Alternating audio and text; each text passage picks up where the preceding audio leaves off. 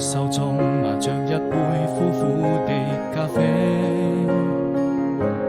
散發清潔香味。我的心還在期待着誰，想問這個世界哪裏是最美？是否愛情都會讓人沉醉？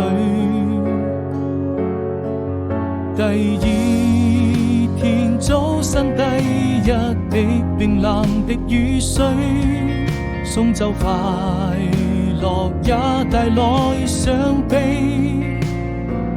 那晚風就像你為我留下祝福的眼淚回來，再給安慰，再說一聲寶貝。